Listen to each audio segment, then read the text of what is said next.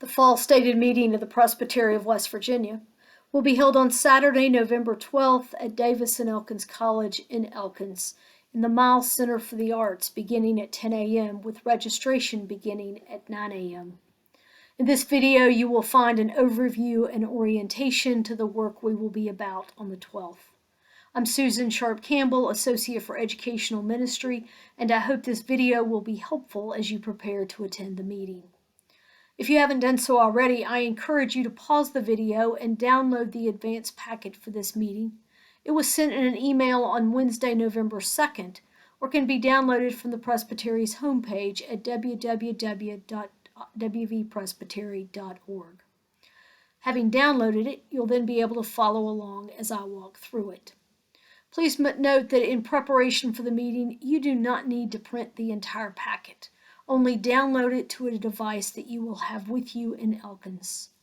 But having said that, you may want to print and bring with you the docket on pages 1 and 2, the worship bulletin following page 47, and the summary of the proposed amendments on pages 9 through 15 so that you can easily reference all of those during the meeting. Prior to the meeting itself, I hope you will take time to read through all of the packet carefully so that you will be prepared for what we're about on the 12th. Please be aware that if you would like to have a printed copy of the packet available for the meeting, especially if you are not able to download it to a portable device, you need to request this by emailing office@wvpresbytery.org or calling 304-744-7634 no later than Wednesday, November 9th. The packet has 3 sections in it. The first and longest section is the docket with the agenda and committee reports. The second is the worship bulletin, and the final section contains flyers about upcoming events. Upon arrival at the college, you'll find signs directing you to the Miles Center. In addition, there will be people present directing traffic to parking. Once you have parked and arrived in the building, look for the registration table where you will receive your name tag. Please note that these are color-coded to designate who has voice and vote and who has only voice during the meeting. In the same area, you'll have the opportunity to pay for lunch if you ordered it when you registered. While the meeting doesn't begin until 10 a.m., beginning at 9 a.m. with registration, there will be an opportunity for fellowship and food. At each in-person Presbytery meeting, those in attendance have the opportunity to engage in a mission project suggested by the host to benefit one of its missions. For this meeting, Davis and Elkins has requested hats and gloves and mittens for students in need. You'll find information on where to deposit them at the registration table. At 10 a.m., moderator David Lee, minister of Word and Sacrament, will call the meeting to order with prayer. He will then invite Tina Vile, coordinator of Foundation and Church Relations at Davis and Elkins, to bring greetings on behalf of the college. There will then be a brief time of business. New corresponding members, if any are present, will be seated. These are ministers of Word and Sacrament who are members of other presbyteries, and seating means that we will grant them the privilege of voice, that is, being able to speak at this meeting. Ruling elders who are attending this meeting as commissioners for the first time will then be introduced. Maureen Wright, stated clerk of the Presbytery, will announce whether a quorum of ruling elders and ministers of Word and Sacrament is present so that business can be conducted. A quorum for this meeting is 15% of our churches being represented by a ruling elder, or 18, and 15% of our minister members, or 17. Next, the docket, found on pages 1 and 2 of the advance packet, will be approved. Items marked with an asterisk are orders of the day and will be taken up at the noted time. The consent agenda on page 3 will then be considered. The consent agenda consists of items that those planning this meeting anticipate will not generate discussion. However, if there are items on the consent agenda that anyone would like to have the opportunity to discuss, this will be the time to simply ask that it be taken off the consent agenda, and it will be brought up during the appropriate committee report. Items on the consent agenda for this meeting are approving excused absences and sending the offering we will receive during worship to Presbyterian Disaster Assistance for victims of Hurricane Ian. The moderator will then appoint temporary clerks who will hand out any needed materials during the meeting and count any votes other than voice votes, including votes on the proposed amendments. Members of the leadership team who are present will be appointed to the Standing Committee on Bills and Overtures, which will receive any new business that's proposed. Please note that any new business must be turned in writing to the stated clerk prior to lunch. At each Presbytery meeting, there is an education focus as part of the morning. For this meeting, the focus will be on 24 of the proposed amendments to the Book of Order, the second part of the Constitution of the PCUSA, which we will be voting on at this meeting. You will find the entire book of proposed amendments using the link provided in the packet e-blast or by entering PCUSA Amendments to the Constitution 2022 in your search engine. When the General Assembly met this past summer, they approved sending these to presbyteries for their vote. In order for an amendment to become part of the Book of Order, a simple majority of the presbyteries must vote in the affirmative. In total, there are 33 proposed amendments. At this meeting, we'll be discussing and voting only on 24 of them. A brief summary of each can be found on pages 9 to 15 in the advance packet. We'll be considering the amendments related to the Rules of Discipline section in the Book of Order, plus several others at the February meeting. During the education focus, following an overview by the stated clerk, members of the leadership team will be presenting on the different amendments. Those in attendance will be then divided into small groups for additional clarification and conversation, though this will not be a time for debate on the amendments. That will take place in the afternoon. Following the educational focus, there'll be an announcement concerning West Virginia Ministry of Advocacy and Work Camps before we move into a time of worship. As I mentioned earlier, you'll find the order of worship after page 47. At the bottom of that order of worship, you'll find information on those who will be leading us in this time. In addition to those listed, music will be provided by Jessica Walton, Anna Ruff, Heather Humphrey, and Nicole Schumacher, all students from the college. Assuming it will be approved on the consent agenda, the offering during worship will be given to Presbyterian Disaster Assistance for their work with Hurricane victims. Following worship will be a time for lunch.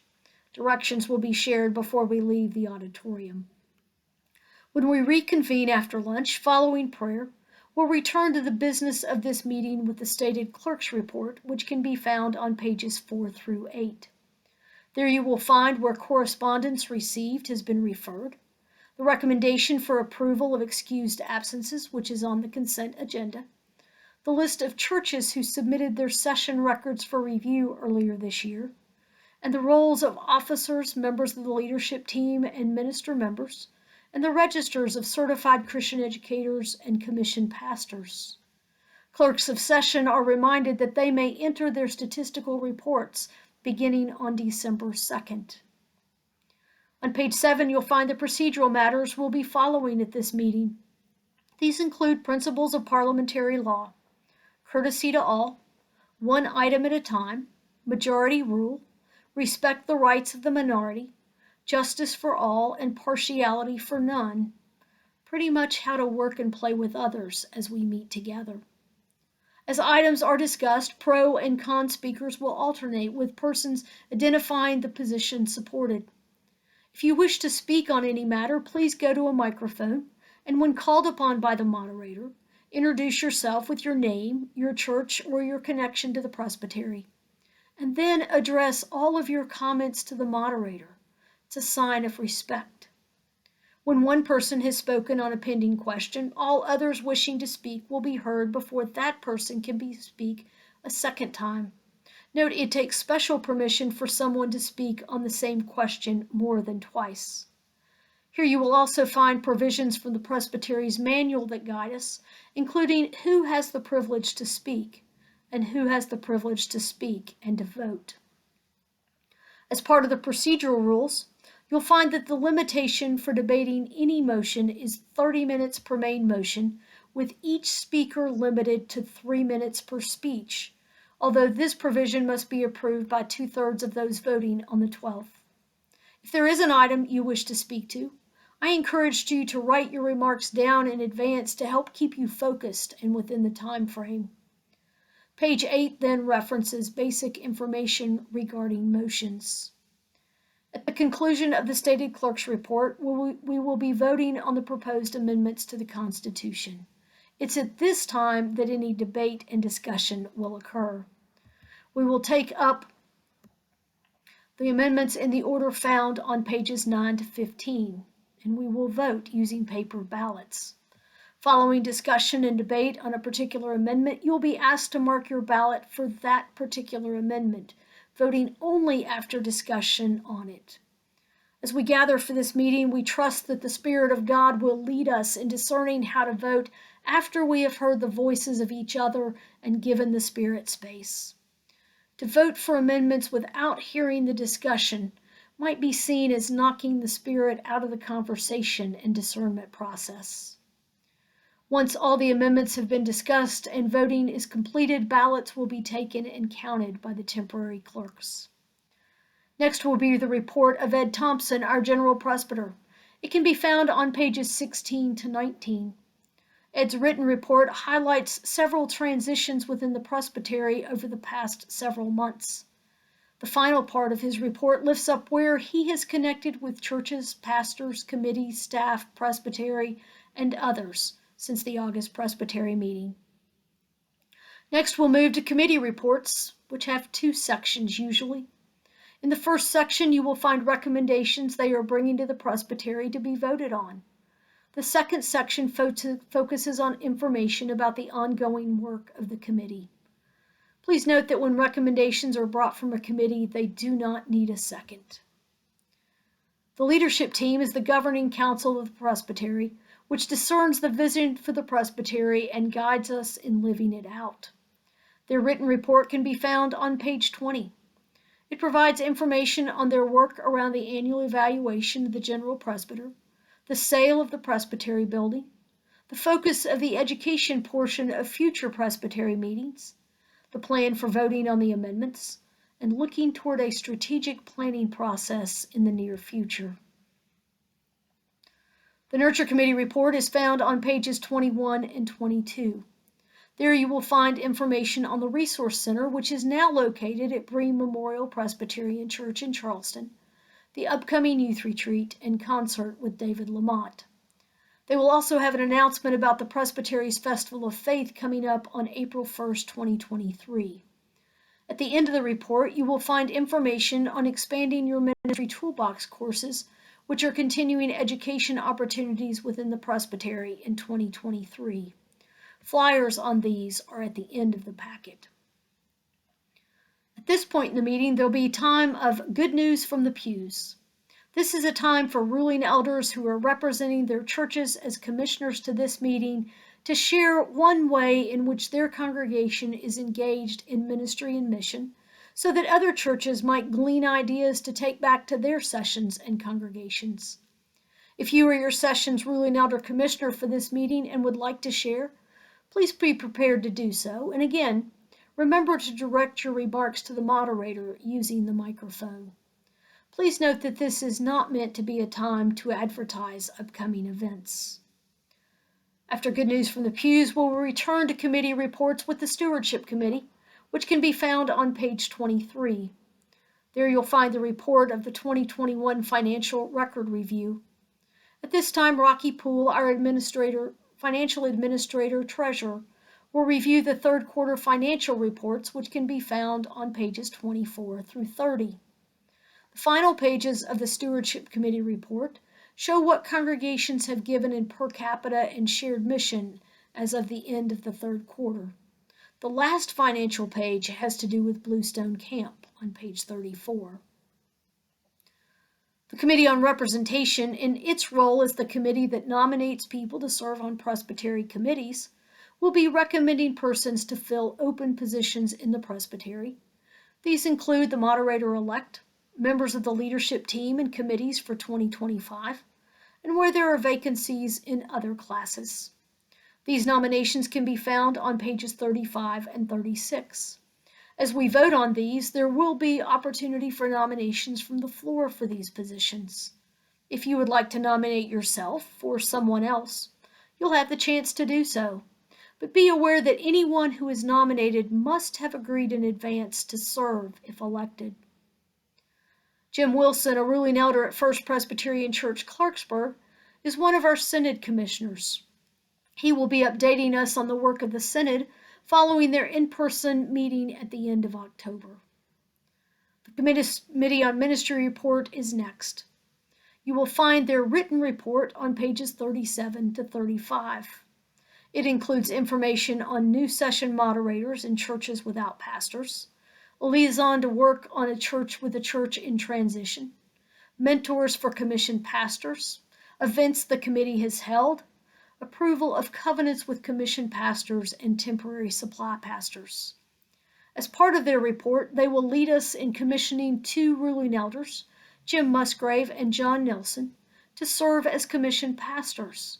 The liturgy for this commissioning was included in the email that was sent out with this video. You may want to print it as well. The Mission Committee report, which included the worship offering, is on page 40. There you will find information on mission and hunger grants that they have awarded to congregations in the Presbytery. As part of our partnership with Nyeri Presbytery, our sister presbytery in Kenya, they've included the list of partner churches between those in our presbytery and those in Nyeri Presbytery, along with suggestions for living out those partnerships. You will find that list on pages 41 through 44, and someone will be sharing more information about this at the meeting. Following the Mission Committee report, we'll take up any new business that was introduced before the lunch break. Several committees have written reports only for this meeting. The Administration Committee's report on page 45 includes information on moving presbytery stuff to storage at First Presbyterian Church, Charleston, members of the General Presbyter Annual Review Subcommittee, and retirement plans of Rocky Pool.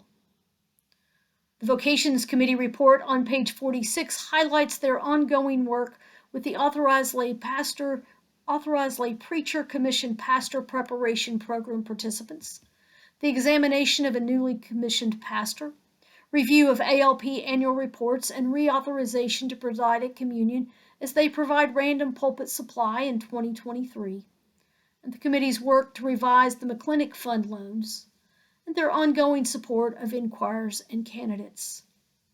At the end of all business, the meeting will conclude with the charge and benediction by the moderator.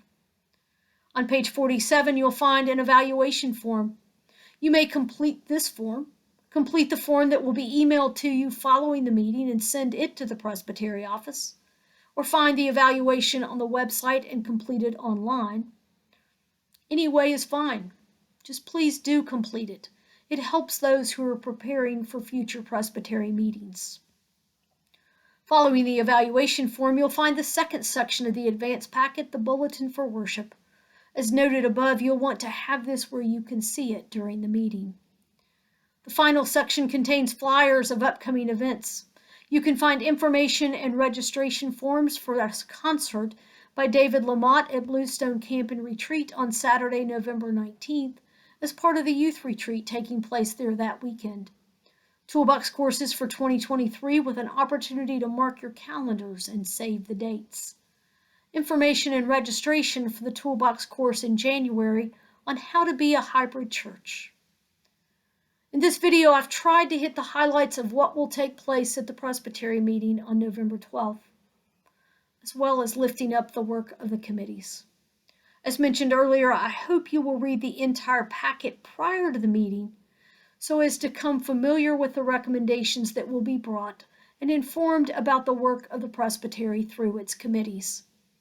I also hope, though, that having read the packet, you will not come with your mind made up as to how you plan to vote on the amendments or any other recommendations. For as we gather in councils such as this Presbytery meeting, we rely on God's Spirit to guide us to discern where God is leading us as we discuss and decide together. So please come informed, but always open to where the Spirit might lead us together. And when you go forth from the meeting, please remember that your work isn't done. For your work continues as you share with your session and congregation the actions that have been taken at this meeting and what you have learned and observed about the work of the Presbytery here. Also, look for the Presbytery highlights that will be forthcoming and plan to share them with your session, if not also your congregation. I look forward to seeing you in Elkins on November 12th.